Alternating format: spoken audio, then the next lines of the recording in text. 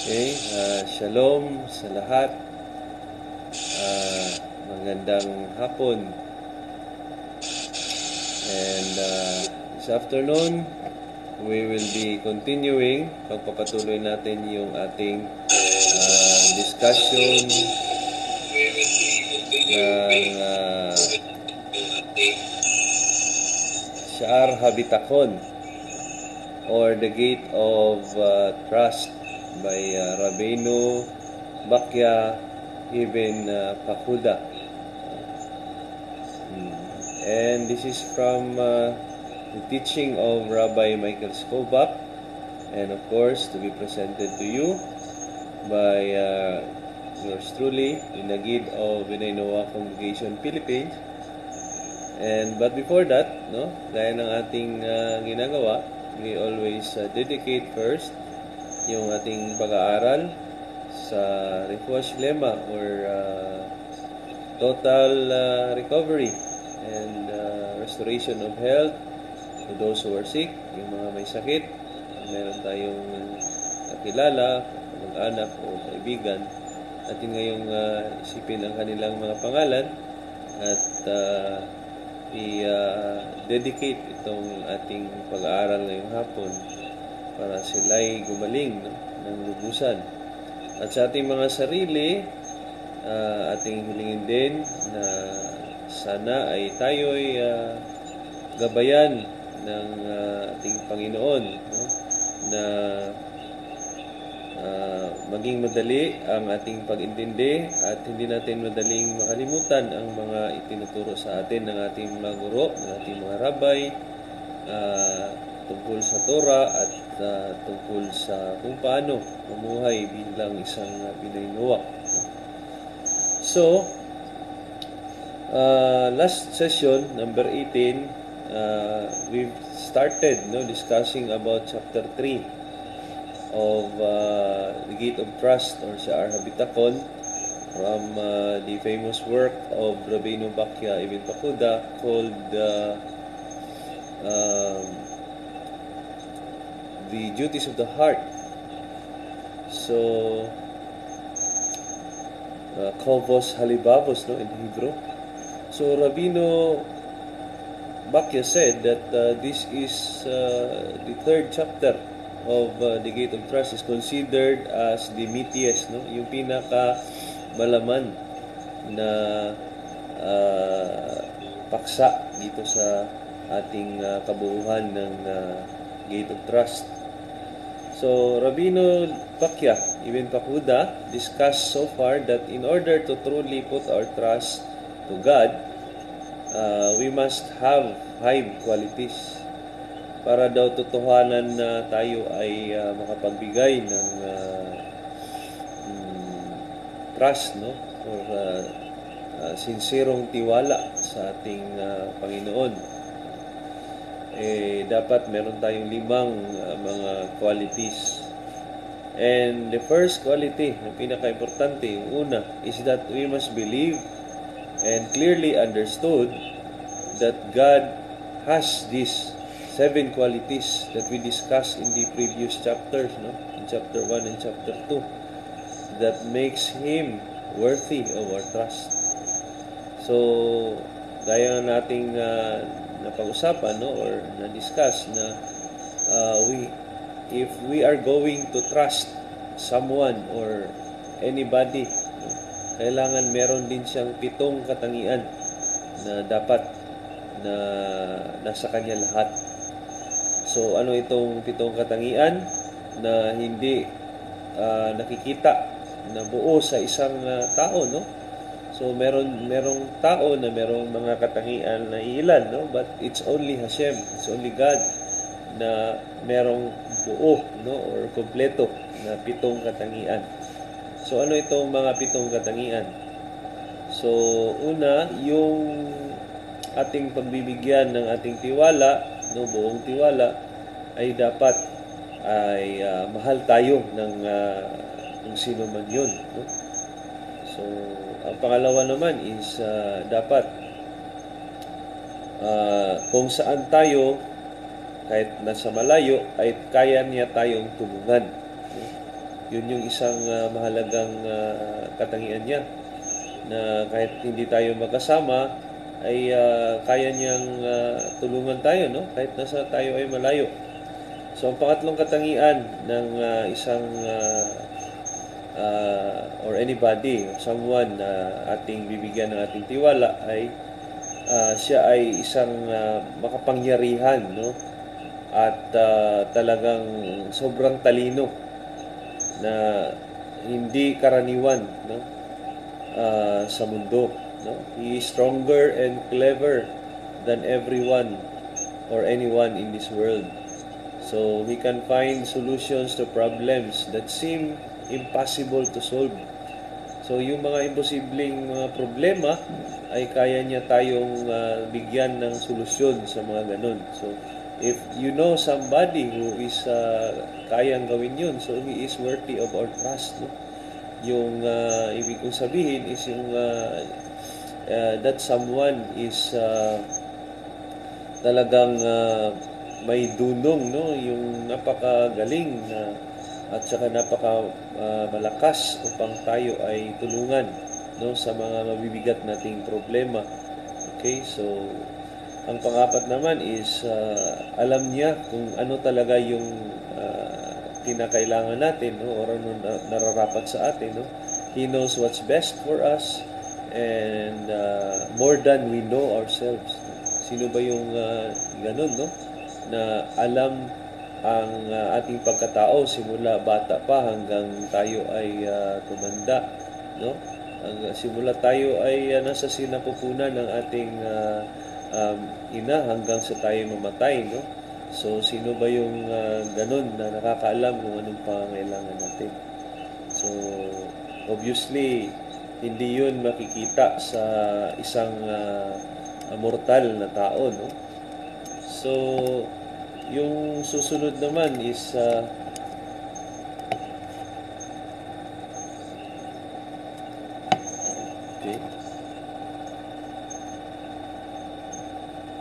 susunod naman is kung tayo'y tinulungan niya, no, noong mga naunang mga panahon ng ating buhay, ay kaya rin niya tayong tulungan kahit nasa ngayon na tayo ay may edad na, no? So sino ba kaya yung mayroong kanung kakayahan, no, na tayo ay tinulungan niya noon hanggang ngayon ay tinutulungan pa rin tayo, no? So yun ang mga katangian na hindi nakikita sa isang normal na tao, no? Ito ay makikita lamang sa Hashem or sa ating Panginoon. So ang panglima is just as He helped you many times in the past, then He will help you again now. So the next is nobody can do anything to help or harm you. Walang sino man ang pwedeng makapagdulot ng masama sa iyo na hindi dumadaan sa pahintulot ng ating Panginoon, no? So ibig sabihin, kung ang tao ay ma-encounter niya, no, yung merong gustong magpahamak sa kanya, so ito ay may pahintulot mula sa Hashem, no, mula sa Panginoon. Kasi walang kapangyarihan na mas mataas sa kanya. Okay, so if we can remember in the book of Job, no, nagsalita ang propeta, no, na kahit nga si Satan, no, nagpaalam sa ating Panginoon, no, sa ating tagapaglikha, our Creator, blessed be His name, no? So nagpaalam nga yung Satan upang magdulot ng mga negatibong pangyayari sa buhay ni Job. Okay? So, ibig sabihin, walang mas mataas na kapangyarihan na hihigit pa sa ating Panginoon, no? So, the last is yung someone or anybody na bibigyan natin ng ating trust is that siya ay or He wants and seeks to do kindness, no? More than the most wonderful, kind-hearted, and the generous person you can imagine. So, ibig sabihin, kanyang hinahangad lamang, no, yung ating kabutihan, no? At siya ay mas higit pa sa lahat ng pinaka mabuting kalooban, no, sa mundo, no? So kung may kilala ka na mabuting, kind-hearted, no, at mapagbigay na tao, so walang hihigit pa sa katangian ng ating Hashem na magbigay at maging mabuti sa atin, no? Walang higit sa Kanya. So kung ito ay ating iniisip, no, at ito ay ating isip at sinasadamdamin, no, so then maiisip natin na si Hashem lamang or ang ating Panginoon lamang ang ating dapat bigyan ng ating sincero, kompleto at totoong at taos-pusong trust, no? So He won't, hindi mo na i-question, no, yung mga pangyayari sa buhay mo, no? And you will become happy of every situation na may encounter mo, kahit na ito ay hindi man gaano kaganda, ay ikaw pa rin ay magiging maligaya kasi alam mo na kung ito ay nangyari sa buhay mo, ito ay in the end, no, in the future, ito pa rin ay para sa iyong kabutihan, no? Kasi walang intensyon ang ating Hashem kundi ang kabutihan lamang ng mga anak niya, no? So since we are already in the line, in the path of the Torah, so we can expect that Hashem will always think of what is best for us. Okay? So it's just a matter na ating isipin lagi that yung ating pananalig or trust is atin talagang ibigay sa Kanya. Okay? So in this manner also, no, God knows everything about His creation. Ibig sabihin, alam ng ating Panginoon yung Kanyang mga nilikha, no? From the smallest to the biggest, kahit sa iyong kaibabawan at saka sa iyong kalaliman ng iyong pagkatao ay alam ng ating Hashem yan, no? Kasi siya yung lumikha sa atin. So kaya nga alam niya kung ano yung totoong pangangailangan natin. Minsan kasi akala natin na pangangailangan natin ng isang bagay, ngunit ang totoo niyan ay hindi pala natin pangangailangan yon, no? Kung hindi, ito ay nakakasira pa nga sa atin, sa ating kaluluwa, no? So mayroon tayong mga bagay na hinihiling, no, dinadasal na sana ay magkaroon tayo, pero sa mata ng ating Panginoon, ito ay nakakasama para sa atin, kaya hindi niya muna ibinibigay hanggat ito ay sa tingin niya ay hindi ikakabuti natin. Okay? So again, God knows everything about His creation, but sometimes tayo, we believe and think that God has limited power.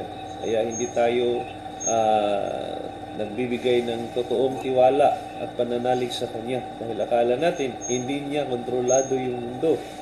So ang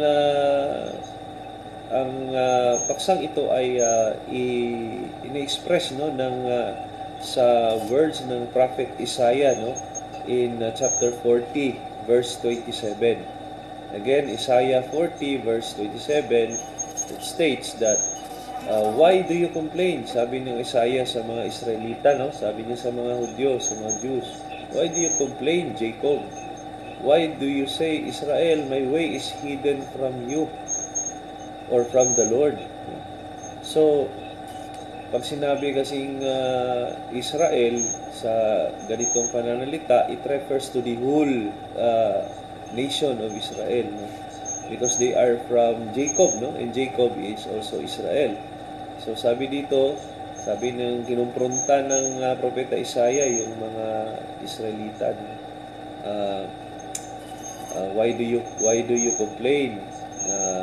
Sinasabi nyo pa na hindi alam ng Panginoon kung ano ang nangyayari sa mga buhay sa mundo, no? So, sabi niyo pa, my cause is disregarded by my God. So, kinukumpronta ng Propeta Isaiah kasi parang nawalan na ng tiwala yung mga Israelita. So, in verse 28, no? The same, in Isaiah 40, verse 28, pinagpatuloy ng propeta, no? Sabi niya, do you not know? Hindi niyo ba alam? Have you not heard? Hindi niyo ba narinig? The Lord is the everlasting God. Ang Panginoon, ang Hashem, ang walang everlasting, no? Everlasting, perpetual, no? Unending God. So walang katapusang God, no? Or Hashem. So the creator of the ends of the earth. So He created everything. He will not grow tired or weary. Hindi siya mapapagod, no? So, and His understanding no one can fathom. So, ang kanyang abilidad or kanyang kapasidad na umintindi ay hindi kayang abutin ng isang mortal na tao. So, we also remember, no, that God is ultimately, we must also remember that God is ultimately powerful. Walang makakahigit sa kanyang kapangyarihan, and that no human being has the ability to harm you without His permission. Ito yung sinabi ko kanina, no, na walang makapagdulot ng kapahamakan sa atin kung hindi pinapayagan ng ating Panginoon, no? So, even Satan, again, asked God's permission in the book of Job. So, in chapter 2, verse 6. No? So, there's no independent power not under the control of God. So, not even an insect, kahit na yung pinakamaliit na insekto, ay hindi pwedeng makapagdulot sa atin ng pahamak, no? Or kapahamakan unless ito ay itinakda ng ating Panginoon. So, thus, there's no reason why we don't put our trust in God. So, walang rason para hindi natin ibigay ang buo natin at kompleto nating tiwala sa ating Panginoon, Hashem, no? So, as proof to this, Rabbi Bakya cites Psalm 146. It's verse 3. Psalm 146, verse 3. That states, do not place your trust in nobles, in human beings, or the Son of Man, for they hold no salvation. So, huwag niyong ilagay ang inyong tiwala sa mga makapangyarihang tao or sa mga anak ng tao, no? Kasi ang tawag sa tao is anak ng tao, no? For they hold no salvation. Kasi hindi talaga nila tayo kayang isalba sa katotohanan, no? So, though we only put our complete trust to God, no? Kahit na nga ang sabi dito ay ibigay natin ang buo nating tiwala sa ating Panginoon, Hashem. So, this doesn't mean that we don't go to a doctor kung tayo ay magkakasakit. So, hindi rin ibig sabihin na kahit nagtiwala tayo sa ating Panginoon ay hindi na tayo pupunta sa, for example, sa isang doktor kung tayo nagkakasakit. Kailangan pa rin yun kasi yun ay mga agents ng ating Panginoon. Yung mga doktor, yung mga may profesyon na kailanganin natin ng tulong, sila ay mga instrumento ng ating Panginoon upang tayo ay pagalingin o tayo ay tulungan sa ating mga pangangailangan. So, ang ibig sabihin dito, si King David sa kanyang psalm, no, sabi niya is telling us not to rely on the doctor. Hindi talagang hindi pumunta. We should not rely. Hindi lang tayo pwedeng magbigay ng buong tiwala sa doktor. Kung hindi, dapat ay ating hilingin kay Hashem na gamitin niya yung doktor upang tayo pagalingin. Kasi minsan nga, kahit gaano pagagaling ng doktor, pag hindi binigyan ng Panginoon ng kanyang basbas upang tayo ay pagalingin, ay hindi pa rin tayo gagaling. Kasi nga, sabi nga niya sa Torah, no, na siya yung nagbibigay ng sakit, siya rin yung nagbibigay ng lunas. Kasi may reason yun bakit tayo binigyan ng sakit, no? One of the reasons is that gusto niya na tayo ay bumalik sa Kanya, tayo ay magdasal upang mapanatili ang ating koneksyon sa Kanya. So, yun yung mga bagay na dapat nating tandaan, no? So, there are so many reasons bakit binibigay. Another reason is that yung mga nagaganap na mga pangyayari sa ating buhay, no, na nagdudulot ng sakripisyo at mga suffering, ay yun yung pamaraan ng Hashem na tayo ay linisin, yung ating kaluluwa ay linisin niya mula sa mga kasalanan dito sa mundo, no.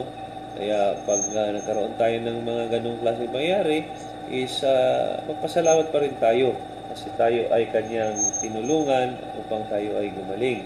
Okay? So, the truth of the matter is that the doctor is only a tool of God.